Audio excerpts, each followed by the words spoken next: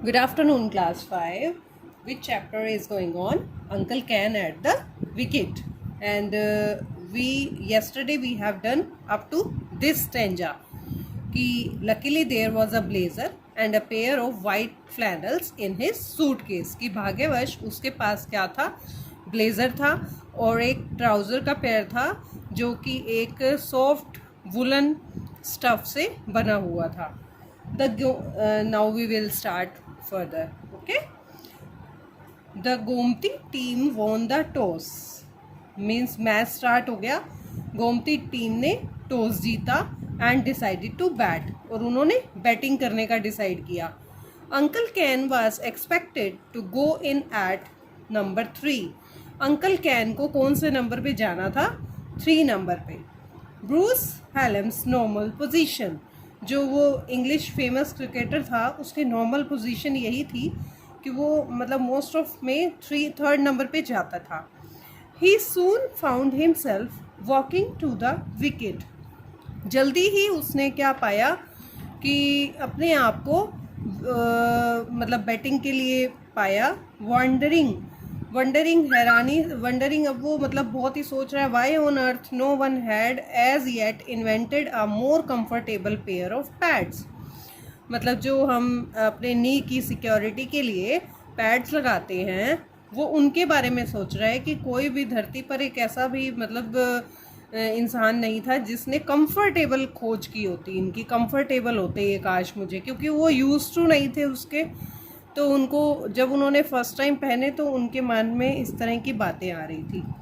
The first ball he received means now who is playing uncle Ken as a batsman. Okay. The first ball he received, जो first ball उनके पास आई was short pitched. Short pitched means की means एक तो होता है कि बहुत स्पीड के साथ सीधी एक ही बॉल गई, लेकिन ये शॉर्ट पिच थी, मतलब बीच में या तो थप्पा खा के गई, तो मतलब इजी बॉल थी. And he was able to deal, और वो इसके साथ डील करने के योग्य थे with it in tennis fashion, कि जैसे टेनिस उनको ऑलरेडी आता था तो टेनिस की तरह से उन्होंने बॉल को हैंडल किया. Sending it to the mid wicket boundary, और उन्होंने क्या किया कि जो विकेट की मिड की बाउंड्री थी बिल्कुल वहाँ तक बॉल चली गई. और द क्राउड चीयर्ड, क्राउड बहुत प्रसन्न हुआ, खुश हुआ बहुत ही. क्राउड मतलब जो लोग मैच देख रहे थे. Okay. The next ball hit uncle can on the pad.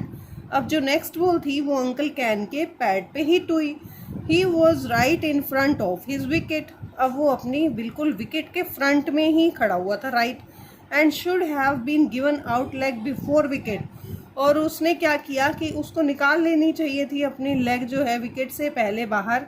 But हुआ क्या है, अब देखो पैड को टच हो गई और विकेट के भी बिल्कुल सामने थे वो, और उनको क्या करना चाहिए था, उनको अपना जो है आउट लेग बिफोर विकेट रखना चाहिए था. But the umpire hesitated to raise his finger. अब एक तरह से वो हो तो आउट गए थे, लेकिन जो एम्पायर था जो डिसीज़न लेता है वो अब हेजिटेट हो रहा है, मतलब वो डिसीज़न ही नहीं ले पा रहा कि मैं अपने फिंगर को कैसे उठाऊं. After all hundreds of people had paid good money to see Bruce Helm play. मतलब बहुत सारे लोगों ने जो है एक अच्छा पैसा दिया है ब्रूस हेलम को खेलते हुए देखने का. And it would have been a shame to disappoint them. तो अगर इस तरीके से हो गया कि इतनी जल्दी आउट हो गया तो फिर ये तो लोगों के लिए बड़ी डिसअपॉइंटमेंट होगी और उनके लिए बहुत शर्मिंदगी वाली बात होगी. Not out said the umpire. अब अंपायर ने क्या कहा कि आउट नहीं है, और not out. The third ball took the edge of uncle Ken's bat and went through his slips. अब जो थर्ड बॉल है वो अंकल कैन के बैट के किनारे से बिल्कुल हुई टच और वेंट थ्रू द स्लिप्स, और स्लिप करती हुई चली गई, मतलब नीचे स्लिप करती हुई. Lovely shot exclaimed an elderly gentleman in the pavilion. Lovely shot की बहुत ही प्यारा शॉट है. एक्सक्लेम्ड कि जोए से मतलब चिल्लाया कि एन एल्डरली जेंटलमैन, एक जो बड़े जेंटलमैन थे, इन द पेविलियन. पेविलियन वो प्लेस होता है जहाँ पे इनके लिए रिफ्रेशमेंट्स वगैरह की व्यवस्था की जाती है. जो प्लेयर्स होते हैं उनका रिफ्रेशमेंट एरिया होता है, उसको पेविलियन कहते हैं.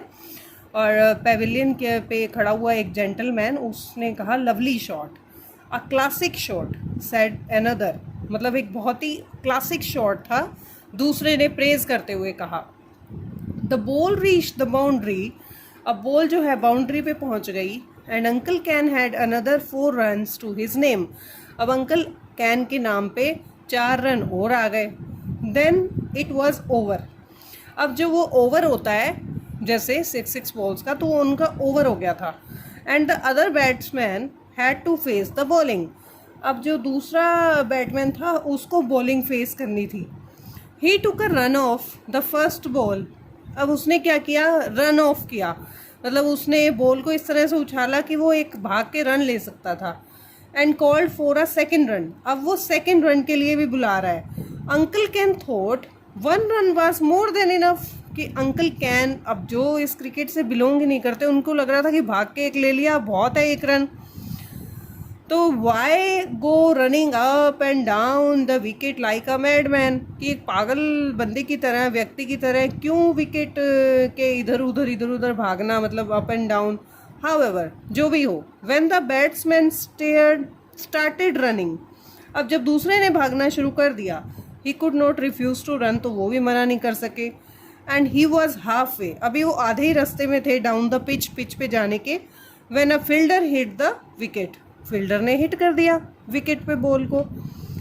Uncle Ken was run out, uncle Ken क्या हो गए थे, रन आउट हो गए थे।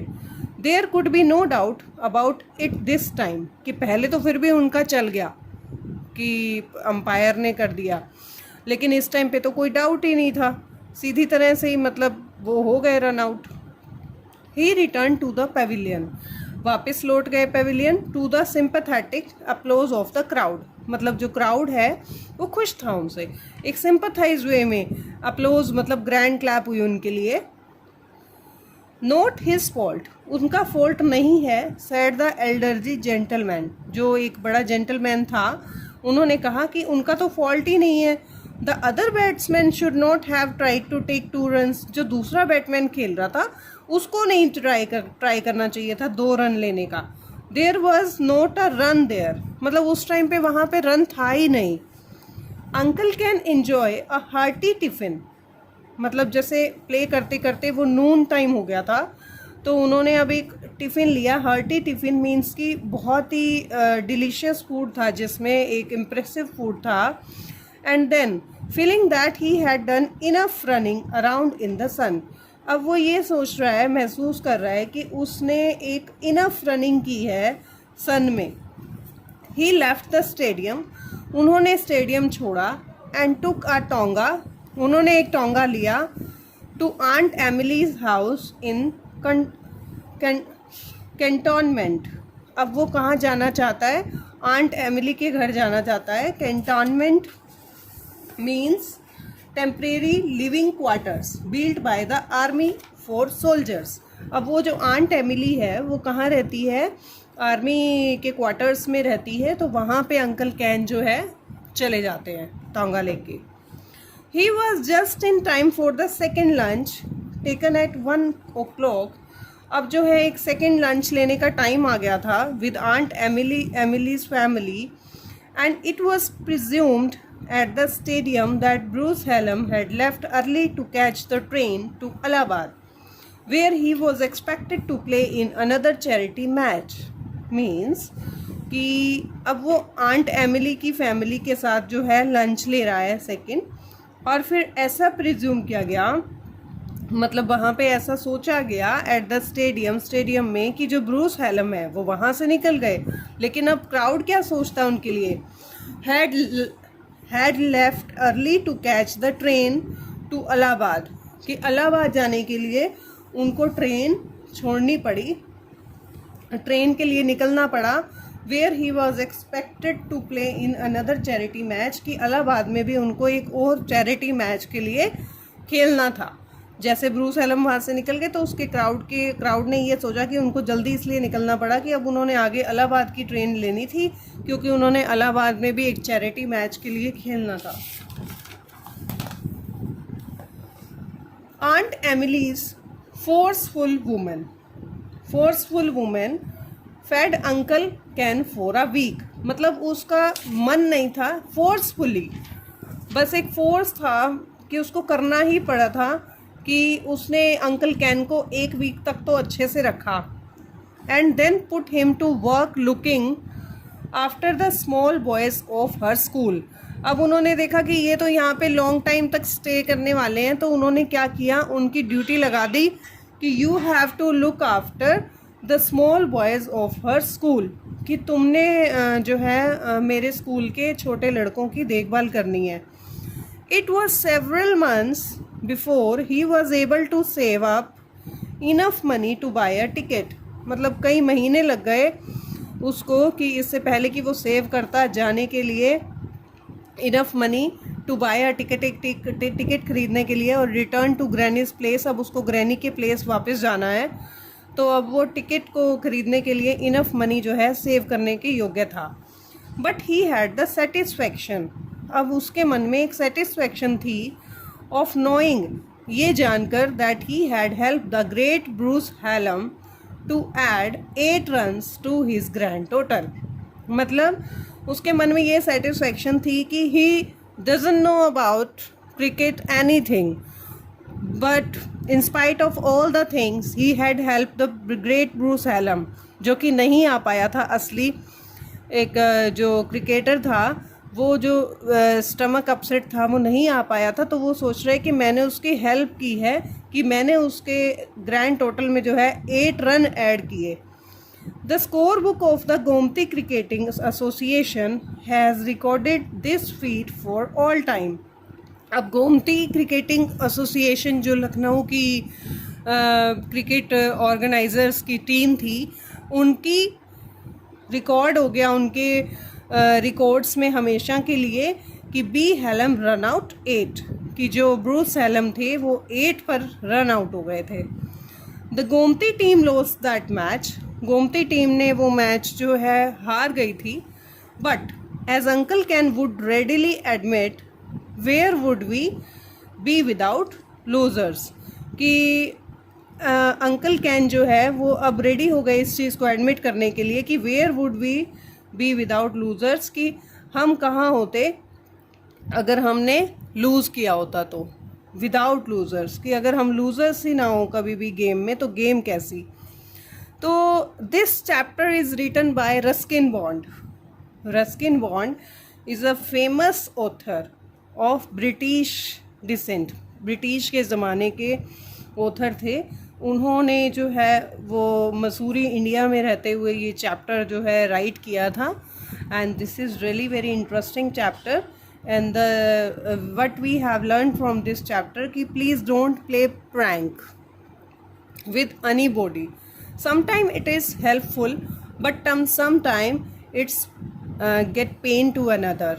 Okay, so this is about the chapter reading is complete, and now I'm giving you one exercise of the same. Okay, first read the chapter, watch the video, and then do this exercise. I hope you all